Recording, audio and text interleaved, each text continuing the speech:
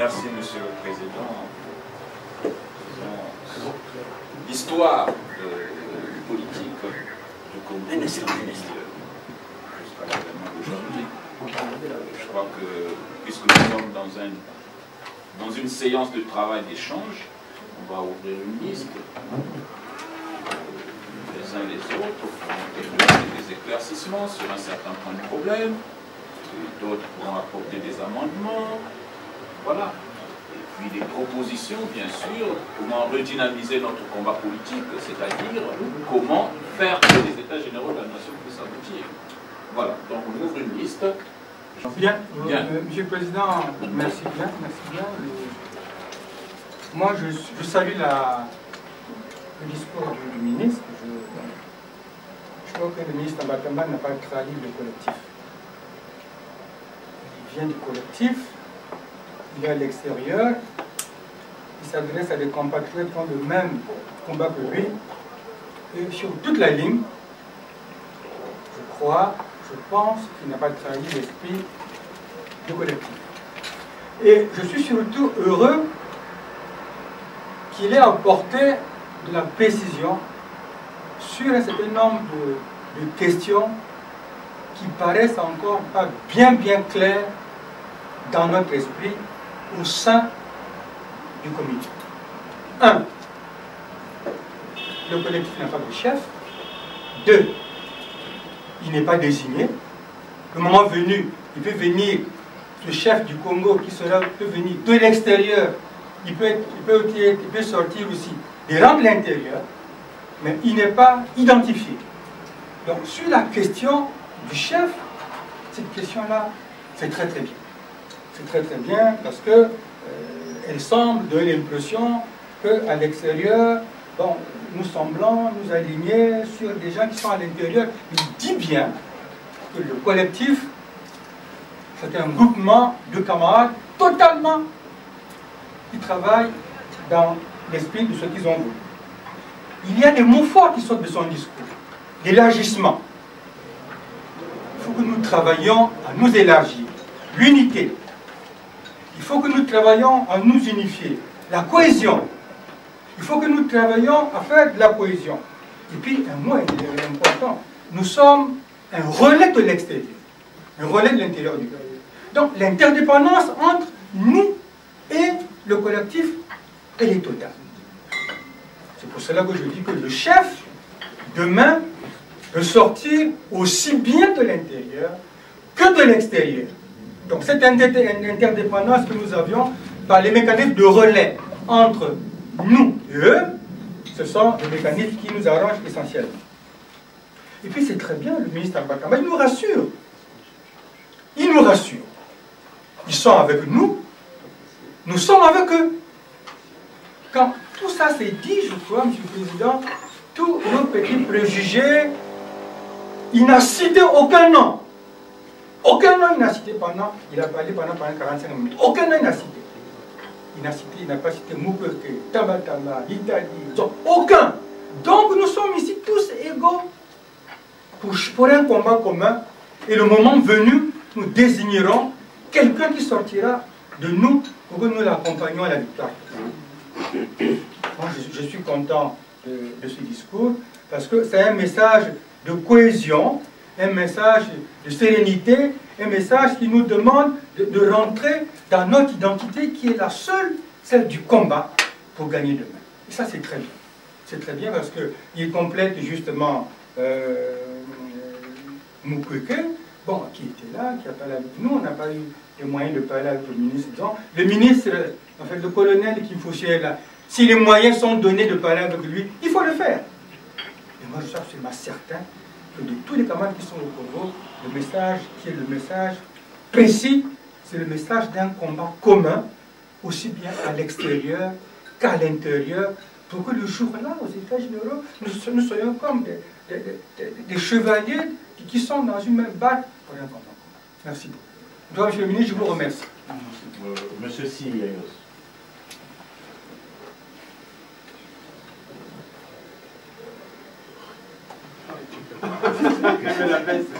Non, c'est un peu plus poli, c'est tout. Hein. Bon, j'allais aussi remercier donc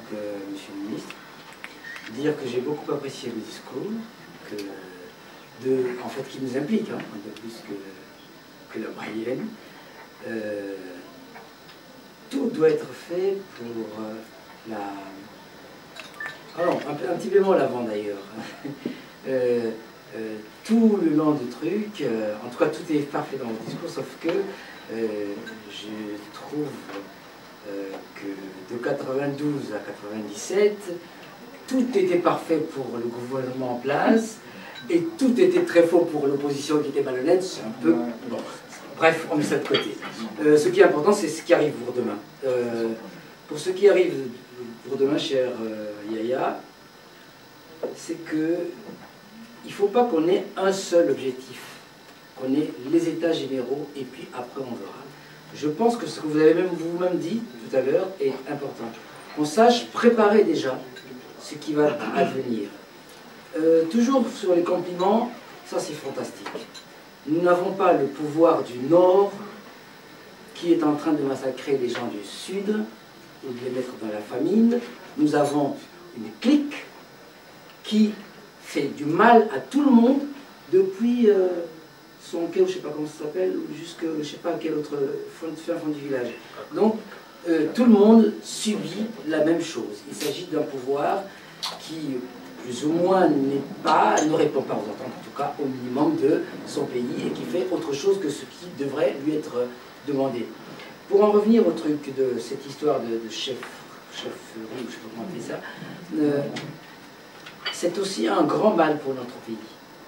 Nous devons, à la lumière de tout ce que nous avons vu, moi j'ai personnellement remarqué que tous les dirigeants qui sont formidables dans l'opposition en Afrique, quand ils arrivent aux affaires, parfois ils sont même pires que ceux qui ont été là. Donc il faut, sur le fond, réfléchir, est-ce que ce système qui est totalement boiteux, qui n'existe que dans un seul pays au monde, la France, que nous le reprenions à notre compte et que ça cause des dégâts en Afrique, est-ce qu'il n'y a pas moyen de réfléchir là-dessus? Est-ce que d'autres types de gestion du pays ne sont pas possibles? Et puis, mon idée clé, c'est que il y a un truc que nous ont montré les démocrates et les républicains américains. Est-ce que, d'ores et déjà, on ne peut pas s'attendre à ce que, une fois tout ça fait, qu'on n'aille pas vers une primaire généralisée, pour que tout le monde soit clairement dans l'histoire, et une fois que la primaire aura été faite, que tous ceux qui se détournent désormais après la primaire et disent « oui, moi je suis candidat libre parce que la primaire on a triché », on sache désormais « ah, lui, il est candidat de qui ?» Comme ça, on verra très bien qui est candidat de qui. Et nous tous, en tout cas moi je fais partie de la population, nous, la population, nous le peuple, on saura que l'opposition tout entière s'est mise ensemble, pour un candidat unique. Ils l'ont choisi librement par nous-mêmes, le peuple, et donc c'est ce bulletin-là qu'il faut mettre dans l'urne pour qu'on sache à peu près bien de quoi il retourne. Merci. Je vous en remercie. Sébastien. Oui, je voudrais compléter la réflexion du ministre et peut-être lui poser quelques questions.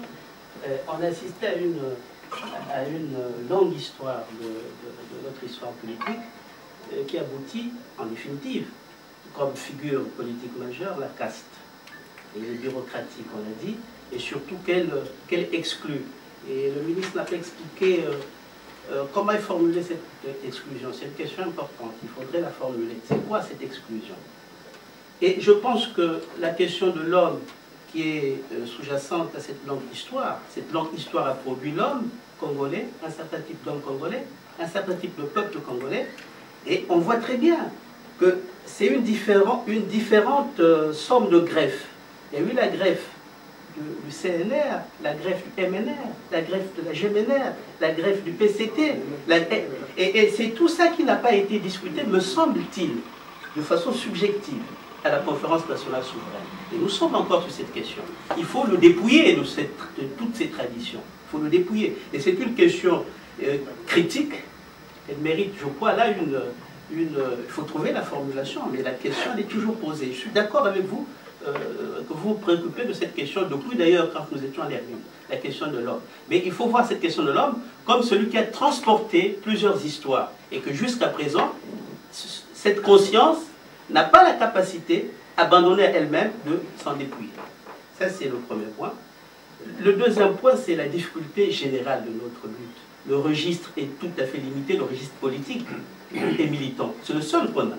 On n'a pas de registre dramaturgique, pictural, cinématographique, pour visualiser, présenter la conférence, plutôt les états généraux de la nation.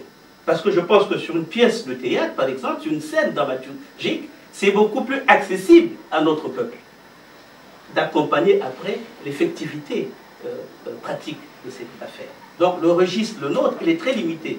Donc c'est une question majeure que je pose là. Il faudrait voir comment, et désormais, ceux qui ont les capacités possibles pour travailler dans ces champs-là puissent nous aider à aller vers les états généraux de la nation. Le registre politique est limité.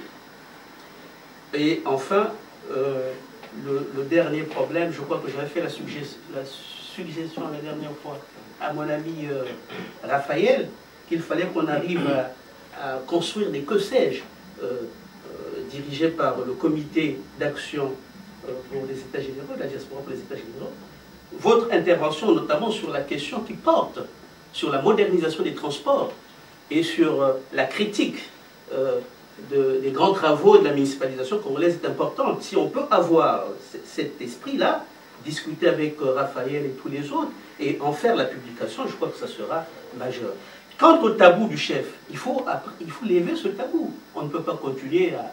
Parce qu'il nous reste 2016, si on est démocrate, il y a cette date qui est importante. Si d'ici à 2016, si on s'amuse, on n'a pas de figure qui conduit cette bataille, je crois qu'on n'ira pas. Donc c'est une question, il faudrait voir la formulation, mais c'est une question importante, la question du leadership de cette affaire. C'est une question très importante. Moi, je la maintiens, cette question. Merci. Merci, Michel Dunema. Merci le Président. Je me lève un peu parce que je dois regarder mon grand frère, parce que quand il était commissaire du gouvernement dans le plateau, j'étais le pionnier. Et je l'ai reçu dans notre demeure, au village, papa gentil, et c'est ma mère qui faisait la cuisine. Voilà. Bon, je me lève justement pour dire, on dit quand un jeu parle le matin, c'est qu'il est concerté la vie avec les autres, les sages. Nous avons reçu le grand frère Christian Moukouké. Enfin, vous êtes arrivé ici de façon échelonnée, hein, comme dans un film qui dit les oiseaux se couchent pour mourir. Vous n'êtes pas venus tous pour mourir. Vous êtes venus tous de façon échelonnée en France. Nous avons écouté ou entendu le grand frère Christian Moukouké aujourd'hui sur vous. Je voudrais savoir que je veux tout savoir. En premier temps, est-ce que la parole que vous portez, c'est une parole collective, concertée, ou bien elle est la vôtre? Parce que vous êtes dans un mouvement de pluriel. Je veux savoir sur ce point.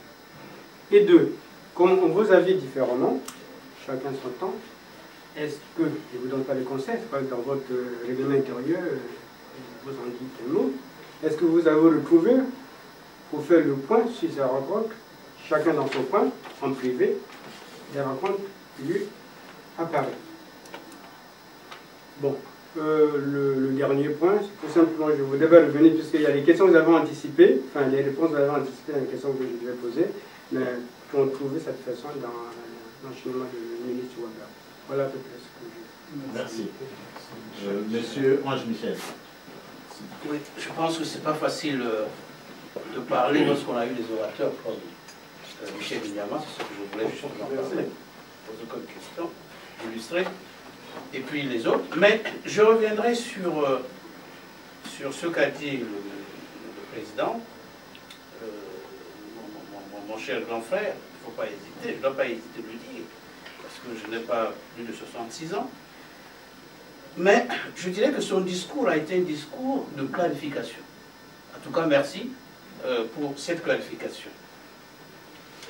Et puis, étant aussi à Brazzaville, tu nous as dit, tu nous as invités à travailler réellement pour éviter l'improvisation, pour éviter parce qu'il est l'homme, c'est un opportuniste. Il peut nous dire, venez, venez maintenant, on va tenir la rue. Et ça, l'invitation, je pense, est retenue. Et tu as ensuite parlé énormément des états psychologiques des citoyens. Parce que tu te poses la question, comment sommes-nous arrivés là? Et que les gens changent en fonction d'un intérêt matériel. Parce que le matériel est encore très fort dans la conception, certainement, de nos compatriotes. Moi, j'ai été à Brazzaville, il n'y a pas longtemps, enfin en 2010, 2011, mais chacun ne parle que comment vivre aujourd'hui et demain, le quotidien, et la voiture. Et quand vous êtes à Brazzaville, c'est tout se fait par, comme au village. Même au village, on sait mieux faire ça. Tu as une parcelle en pleine Brazzaville, en plein Mongali, tu construis un immeuble. Et tout autour, c'est des petites maisons. Sans aménagement, sans un chemin d'aménagement urbain. L'eau n'y est même pas. Et c'est ça l'épargne dont on parle. Et c'est fondamental. Donc il y a un état psychologique. Parce que le Congolais est capable de chasser la dictature et de refaire la dictature sur les cendres de la présente d'une autre dictature. Et il y a donc des mots forts.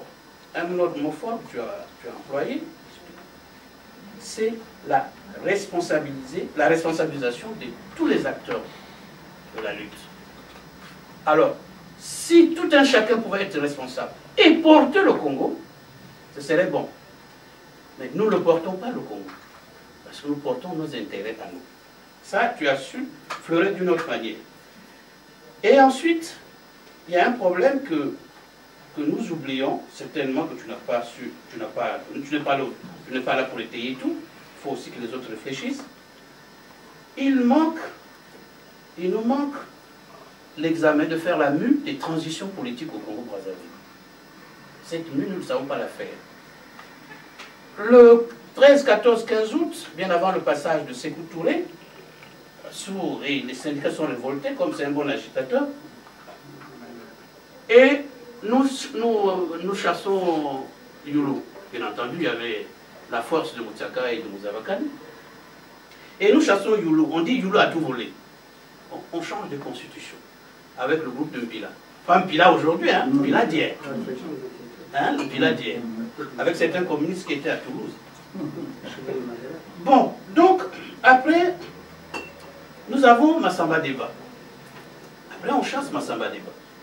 Donc, quand on chasse Yulu, on fait une constitution qui est totalement extérieure à nous, dont les valeurs ne sont pas les nôtres. Et donc, c'est soviétique, hein, cubain, ainsi de suite. Et nous voilà, Massamba Deba s'en va le 31 juillet 68. Là aussi, on dit Deba a tué. On fait une autre constitution, mais toujours qui n'est pas la nôtre. Le CNR, ainsi de suite, ainsi de suite. Les actes fondamentaux. Et après, nous avons Marien, Contu. Et là également, c'est un acte fondamental qu'on prend. Les valeurs ne sont pas les nôtres. On dit que c'est la Constitution, les valeurs ne sont pas les nôtres. Et ça sugresse 17 jours, 18 jours. Ensuite, Yombi vient, bon, avec tous ses complices, ses complicités. Et après, Yombi, on l'a envoyé, il a fait des enveloppes. Vous souvenez-vous? Des enveloppes. Et ensuite, il y a Sassou qui vient. Sassou vient, bon, avec les dégâts qu'il a connus, c'est les complots ressurgissent. Je tiens à vous dire que j'ai recensé le nombre de complots au Congo, j'en ai trouvé au moins 15 complots que Sassou a réalisé. 15 complots. Tout ça, c'est pour éliminer ses adversaires. Et ça continue toujours. Donc, Sassou vient et le 5 juin, le 17 juillet plutôt, il y a une autre constitution qu'on fait. C'est toujours pas nos valeurs.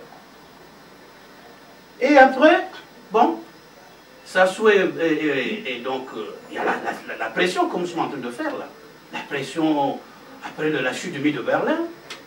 Et après, à 90, il y a François Mitterrand qui convoque tous les chefs d'État africains à la Baule pour dire plus que jamais, c'est maintenant le changement. C'est la démocratie. C'est ce que vous avez oublié. Et nous avons donc avec la chute du mur de Berlin, parce que Sassou n'avait plus. Michel, on essaie d'être un peu... C'est ça. Non, mais c'est très important. C'est très important. Donc, après, il y a les Souba qui vient, on fait notre constitution avec Jacques Fernando. Et les Souba est parti, on chasse, on dit qu'il ne valait rien. Maintenant, après, Sassou vient, on dit qu'il tue les gens. Donc, au fur et à mesure, nous avons des constitutions qui ne sont pas nos valeurs, qui ne reflètent pas nos valeurs. Mais c'est normal, qu'ils se comportent comme ça, Sassou, tous ceux qui dirigent. Parce que ce ne sont pas leurs valeurs, c'est les valeurs empruntées. Donc, il faut que nous fassions, cette fois-ci, une constitution qui représente les valeurs des territoires. Des territoires. Ensuite, nous avons des mots. Les mots dont souffre le Congo ne semblent pas suffisamment connus. Parce que c'est un peu à la légère. Moi, aujourd'hui, j'ai dit que j'avais mal à la tête. Nous ne connaissons pas suffisamment les mots. Les gens ne connaissent pas suffisamment les mots dont souffre le pays. Ils ne les connaissent pas. Donc, voilà ensuite ce que je veux dire. Donc, nous, il faut un discours citoyen de rassemblement. Et la dernière question, parce que là, comme partout en Afrique, est-ce que, la question que je me pose toujours, je pense en avoir parlé au président Raphaël, est-ce que les élections suffisent en Afrique pour amener la paix? Est-ce que les élections suffisent? Ou est-ce que c'est le processus électoral qui suffit? Voilà la question, puisque nous tombons tout le temps dans le panneau de l'Occident. Vous m'excusez, que je ne l'indexe pas. L'Occident dit allez-y aux élections. Là, on était au Mali, les élections. Mais est-ce que le problème du Nord malien est résolu? Non. Il se pose en entier. Il faut le développement. Donc, nous aussi, c'est les élections. Bon, nous avons les élections libres en 92. Est-ce que c'est résolu? Et ce que vous devez savoir, que vous devez rapporter aux autres, c'est que dans nos têtes, il y a la transition de 92, la transition de Frère Milongo, c'était sa transition administrative et politique. Mais nous avons la transition sociale, mentale, qui n'est pas encore en nous, puisque les principaux gouvernants se comportent, ont toujours une transition, ont toujours un comportement monopartiste. Les pratiques sont les mêmes, même si on va là, s'il n'y a pas la transition mentale, psychologique, on va répéter, on va faire plus que ça. Donc, il faut qu'il y ait une mue en nous. Bon, voilà ce que je voulais dire. Merci beaucoup. Merci, monsieur Fernando. Merci. C'est avec un bonheur d'être ici, de vous rencontrer physiquement pour la deuxième fois. La dernière fois, c'était à Anguin. Donc, je suis en train de me poser la question, aujourd'hui c'est vous, et vous êtes seul. Donc, il y a quand même les autres du collectif. Donc, vous avez évoqué l'appartenance efficace. Et vous en êtes heureux. Et vous partagez ça avec nous. En tout cas, merci. Mais aujourd'hui, vous êtes seul. Est-ce que vous avez prévenu les autres? Est-ce que vous avez pu inviter les autres pour qu'ils viennent aussi avec vous? Ça, c'est la première question. La deuxième question, le collectif, le vôtre, votre bébé, qui célébrait son anniversaire le 17 août, le dernier, j'ai constaté que vous avez été absent. La question, pourquoi vous avez été absent et vous êtes retrouvé en France alors que le bébé fêtait son anniversaire? Le papa laisse le bébé, il prend son avion, il va ailleurs. Question, pourquoi vous êtes parti en abandonnant le bébé? Et sa maman. Et sa maman peut-être. Question, ça c'est la deuxième. La troisième question. Vous avez dit, vous connaissez Sassou depuis Tolisso. Donc vous connaissez Sassou comme un frère. Il vous a reçu quand vous êtes rentré de l'exil. On a vu la photo. Quelle embrassade, mon frère. Ça s'est bien passé. Donc vous connaissez bien Sassou. Mieux que tous les autres, vous êtes deux d'ailleurs. Christophe Nkoké, et vous. Mais plutôt vous, en tant que camarade de l'école normale. C'est ce que j'ai suivi sur Zengamabou. Eh bien oui, c'est ce que j'ai entendu. Alors, pourquoi ne pas lui dire un jour à l'oreille, ah mon frère, tu es là depuis longtemps, fais de sorte que tu puisses un peu t'écarter. Laisse le peuple vivre aussi. Hein? On a fait notre temps. Est-ce que c'est pas le moment? Moi, j'étais avec Mariam Gobi. Vous avez été ministre de Mariam Gobi. Votre allié principal, c'est Mariam Gobi. Il tue Mariam Gobi. Et je ne vous ai pas entendu dire de choses, le condamner. Puis vous êtes maintenant avec Lissouba. Il tue quasiment Lissouba. Le voilà en exil. Il est en train de mourir à Perpignan. Et vous rentrez de l'exil. Et vous allez le voir, mon frère. Mais est-ce que ce n'est pas le moment de lui dire la vérité? 2016 là, ne modifie pas la Constitution. Hein? Il est temps de partir. Est-ce que vous ne pouvez pas oser de lui dire fraternellement? Il faut oser. Il faut oser. Et je vous le conseille. Et je continue. 4e question. Votre génération, on va tous vous juger. Mais oui, vous avez échoué, vraiment. Si le pays est dans cet état-là, alors que sous Massama Deba, le pays avait vraiment évolué économiquement et socialement, avec l'arrivée de Mariam Gobi, qui était votre allié, le politique, puis par la suite, de Sassou, le pays a régressé de 50 ans. De 50 ans. Est-ce que ce n'est pas le moment de faire le bilan de votre passé politique pour enfin dire que cette fois-ci, il va falloir désigner un futur représentant de l'opposition qui pourra donc incarner l'avenir du Congo? Est-ce que ce n'est pas le moment de dire, ah, nous avons échoué, oui, nous sommes là depuis longtemps, et puis le pays ne va pas bien? Maintenant, essayons de choisir, comme on dit, comme l'a dit quelqu'un, un porte-étendard d'un Congo nouveau. Mais c'est aussi ça. On vous dira merci, c'est ça le passage de témoin. Il faut le faire. Mais il ne faut pas toujours me caresser le pouvoir pour pouvoir y rester et faire semblant comme si il n'y a que Sassou qui peut apporter le changement, alors que tout Congolais, et là vous l'avez dit, peut contribuer au changement de ce pays-là. Et pour terminer, mon cher frère, mon aîné, mon beau-frère également, parce qu'il y a tout là, c'est pour des poteaux. Hein. C'est quand même important, il faut quand même me le rappeler. Nous voulons vraiment que ce pays retrouve la paix et surtout l'évolution économique et sociale. Parce que ça, c'est il y a un manque important. Mais votre expérience et celle du doyen Christophe, c'est vous qui devez tenir le collectif pour qu'il ne rate pas le coach. Parce que 2016 va arriver. Hein. Et si les états généraux ne sont pas obtenus, qu'allez-vous faire par la suite? Qu'allez-vous nous proposer par la suite? Eh bien oui, 2016 arrive. Est-ce que vous avez un plan B? Le plan B.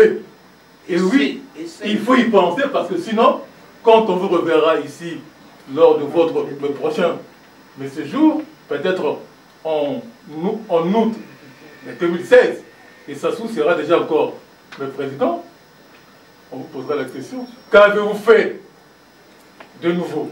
Merci. Merci, Monsieur Évrard. Bon, en tout cas, je tiens à remercier Monsieur le ministre pour son intervention pour l'historicité de la politique congolaise. J'ai quelques questions à lui poser. Qu'est-ce que vous pensez du vote de la diaspora? Parce que vous savez qu'aujourd'hui, la diaspora congolaise n'a pas le droit de vote, étant donné que nous sommes tous citoyens congolais, bien que nous nous retrouvons à l'extérieur. Nous pensons qu'aujourd'hui, il faudrait que la diaspora retrouve le droit de vote. Parce qu'on ne peut pas faire de la politique si on n'a pas le droit de vote. Et ce que je remarque, c'est qu'au niveau de l'opposition au pays, et du collectif du 17, vous ne parlez pas assez de la diaspora, même de ses actions aussi. Les populations ignorent ce que fait la diaspora. Bon, ici, il y a d'aucuns qui sont au courant par rapport aux réseaux dans les réseaux sociaux et les réseaux que nous avons sur place au pays. Mais au niveau de l'opposition, il n'y a pas de... Vous ne passez pas le message de la diaspora aussi, vous ne parlez pas de la diaspora. Donc, il faudrait que vous essayiez de nous éclaircir sur ce point. Et le deuxième point aussi, c'est, je voudrais aussi répondre par rapport à ce qu'a dit le doyen Eiffel aussi. Effectivement, quand on a vu les élections législatives de juillet 2012, il y a eu un rejet de la population, de toute la classe politique, y compris le pouvoir et l'opposition, parce qu'il y a eu au moins 10% de la population qui s'est déplacée, qui est allée voter. C'est pour dire que le message politique ne passe pas, ne passe plus aujourd'hui au sein de la population. Et je pense qu'il est temps que vous, avec toutes les expériences que vous avez eues dans le passé, de passer le relais à une nouvelle génération, parce qu'aujourd'hui, je pense que vous l'avez évoqué dans votre exposé, vous avez parlé d'un problème d'hommes. Effectivement, au niveau du Congo aujourd'hui, le problème qui se pose, c'est le problème des hommes. Les hommes qui sont là aujourd'hui, qui dirigent le pays, ne méritent pas d'être. Et on a remarqué que c'est toujours les mêmes. C'est toujours les mêmes, depuis les années antérieures et jusqu'à aujourd'hui, qui dirigent le pays. Et si le peuple, pendant les élections législatives de juillet 2012, ils sont allés, il y a eu 10% qui se sont déplacés pour aller voter, c'est parce que le peuple en a marre. Le peuple envoie les mêmes personnes, ce sont les mêmes, quasiment les mêmes discours, les mêmes pratiques politiques, parce qu'il faudrait qu'on le dise, tous ils sont issus du PCT, c'est quasiment la même chose, et du coup le message ne passe pas. Nous pensons qu'aujourd'hui il est temps de passer le relais, le témoin à une nouvelle génération, et ce serait peut-être que cette génération sera peut-être en même capable de convaincre le peuple, et peut-être qu'avec eux le message pourra passer. Merci, merci. Monsieur Diafé. Monsieur Kambata, je n'entendais pas plus que ça de votre discours, parce que je sais que vous allez être très excellent. Ça, je vous l'accorde. Ce que j'ai noté, unité, cohésion, élargissement. Là est le vrai problème. Pourquoi le peuple ne suit pas au niveau de l'unité? Quand je prends l'entité du ADS, il n'y a pas d'unité. Quand vous me parlez de la cohésion, il n'y a pas de cohésion. Ils sont venus en 2009, entre autres des gens du collectif, là, certains sont venus ici. Du front, que non, on n'ira pas aux élections, ils sont partis. Que ce soit sur le plan ici, en France, que ce soit sur la majorité au Congo, en dehors de la pagaille que vous avez organisée. Là. Les gens sont instruits, même quand ils vendent dans les kiosques, les cigarettes là, ils sont instruits. Ils entendent et ils se disent, ils sont très résignés. Quand on veut le prendre pour les imbéciles, ils ne vont pas, ils y vont. Là aussi, ça ne passe pas. Au niveau du collectif, les pseudo-rencontres que ça soit organisé, il y a des gens qui sont avec vous aujourd'hui, qui sont partis, qui ont été dans ces concertations. Le peuple a vu. Le peuple n'est pas dû. Vous lui dites de travailler ici. Nous sommes entièrement d'accord. Le même problème qui se pose au niveau du Brazzaville, c'est le même problème que la diaspora ici au niveau du lobbying. Comment? Quand on va voir les responsables, disons ici, on retrouve le même problème. Parce que le discours n'est pas le même. Chacun vient et tire la couverture de son côté. Et même au niveau du lobbying, nous rencontrons les mêmes difficultés. Vous nous parlez de l'élargissement. Ici, pour élargir, nous rencontrons les mêmes difficultés. Pourquoi? Parce que moi, aujourd'hui, je me retrouve avec vous. Je vais essayer de voir un autre compatriote pour essayer de le convaincre. Le même compatriote, tu me renvoies le même message. Ah, mais oui, mais toi, tu es avec M. Victor Tambatamba, mais M. Victor Tambatamba, mais bon. Mais tu vois, il est avec Kim Foussia, mais Kim Foussia, il était parti avec vous. Donc, moi, ça, c'est pas clair. Donc, c'est à moi maintenant de faire encore un effort pour expliquer, mais oui, il faut comprendre. Ça ne marche pas. Donc, Je n'ai aucune question à vous poser. Ce que je vous demande, vous, il faut voir vos amis du collectif, nos aînés, là. D'abord, être serein et sincère entre vous. Que le message soit audible au niveau du pays. Ça, c'est de un. De deux, quand vous venez ici, parlez d'une même voix, de telle sorte que, quand même nous, on passe après vous, que ce soit cohérent. Parce que le lobbying ne se fait pas de manière désordonnée. Les gens d'ici ne travaillent pas comme nous. Ils savent qu'on a reçu M. Tambatamba, il a dit ceci, ils ont pris les notes. M. Raphaël Goma va passer, il va prendre les notes que M.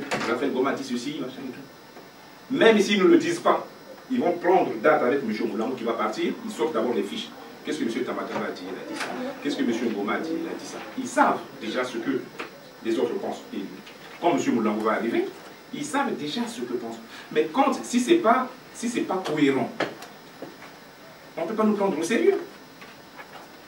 Et la difficulté, même vous venez de nous l'expliciter là, qu'aujourd'hui, au niveau de l'opposition, il n'y a pas de chef. Donc vous êtes tous chefs, parce que vous savez que si ce problème-là, vous le soulevez, ça va partir dans tous les sens. Parce qu'on ne veut pas laisser X, Y, Z et tout ça. Non. Si tel est le cas, si vous êtes sincère, que ce que vous voulez, c'est le changement de la donne. Mais vous ne pouvez pas être là chaque fois, premier vice-président, deuxième vice-président, machin, ça. Mettez-vous derrière une personne, vous atteignez l'objectif, puisque ce sont les urnes qui vont trancher. Si vous voulez vraiment changer la donne, ça ne sera pas au niveau du collectif que vous allez décider. Ça ne sera pas au niveau de la diaspora ou du comité d'action. Puisque vous allez vous présenter devant le peuple. Mais pourquoi même à ce niveau-là, vous ne pouvez pas vous entendre? Et ce qui nous pose problème, moi, j'ai des amis qui savent que Kim Fisha est là, que vous êtes là, que mon coquin est là, que John est là, qui me demandent, ah oui, mais toi tu vas avec chez ton truc là, ils seront dans les 4 non. Il dit, mais donc le problème il est encore entier. Oui. Même à 4, même étant à 4, si vous êtes incapable de vous accorder sur le minimum, ne serait-ce le minimum, la nation, le peuple, que l'on doit sauver, incapable même de s'accorder sur ça. Comment voulez-vous que le peuple vous suive? Le peuple ne peut pas. Puisque vous-même, au-dessus, vous ne montrez pas l'exemple. En ce qui concerne la collaboration avec nous, la diaspora, chacun de vous qui passe ici, là, il faut qu'on travaille ensemble. Il faut qu'on travaille ensemble. Sur quelle base? Aucune base. Aucun document ne serait écrit. La seule chose que nous savions faire ici, que je vous reconnais là-bas de l'opposition, quand on a arrêté quelqu'un, alors là, vous trouvez les téléphones de tout le monde. Que non, mais oui, un tel arrêté, hein, machin, donc il faut faire quelque chose. Là, c'est bon. Mais pour le vrai travail, non. Projet commun. Là encore, je vous demande de voir vos amis. Vous avez dit que vous réfléchissez, machin, comment on fait demain, oui. Mais projet commun. Il faut, si on ne commence pas maintenant, si on ne commence pas ce projet commun, nous allons le définir quand. Donc, il faudrait dire à vos amis que la diaspora, ce n'est pas que la diaspora, on attend beaucoup de vous. Non. Le projet commun, nous devons l'élaborer ensemble. S'il faut l'élaborer ensemble, il faut que les choses soient claires, bien définies et carrées. Qui fait quoi? Comment? Voilà. Moi, c'est ce que je vous demande. D'aller leur dire, il faut un projet commun. Oui, la diaspora, c'est bien, oui. Il faut un projet commun. On doit l'élaborer, il faut un document écrit. Qu'on définisse les choses, une séance de travail correcte. Que chacun vient, il s'en va, il part de son côté. Bon, mais ce que vous dites là-bas, on ne sait même pas. Voilà, c'est ce que j'avais à dire. Merci beaucoup. J'ai appelé madame. Alors donc, comment dire, je ne serai pas aussi cru que mon frère Kip Kofi. C'est juste une remarque. Je regrette, monsieur le ministre, que vous soyez seul. Nous avions appris effectivement que tous les 4 étaient là, enfin, tout au moins 4 qui font partie du noyau dur du collectif. Nous avions souhaité que tous les 4 vous soyez avec les États. Nous nous sommes appropriés ce concept. Je vais vous faire remarquer que nous nous sommes même mis à dos nos collègues de la diaspora qui pensaient que nous étions en accointance avec le collectif pour faire ces états généraux afin d'accéder à des pseudo-postes dans un gouvernement d'union nationale. Vous voyez, on a traîné ça longtemps, alors que ce n'est pas vrai. Mais nous avons compris le concept. Et chacun de vous, quand vous venez, que ce soit le président Jean, le président Mukwege et vous-même, vous nous l'aviez bien expliqué. Et nous l'avons, mais vraiment intégré. Et nous essayons d'expliquer aux autres que les États généraux, c'est le moment ou jamais où on peut tout mettre à plat. Donc pour cela, nous sommes quand même battus pour faire comprendre à nos collègues de la diaspora que nous ne sommes pas là pour aller à la soupe. Alors, la question que je pose, si on n'arrivait pas à avoir les États généraux, hein, ce qui est probable, nous, on est en train de se battre pour essayer de créer un rapport de force. Mais si on n'arrivait pas à avoir les États généraux, il nous resterait probablement la Constitution.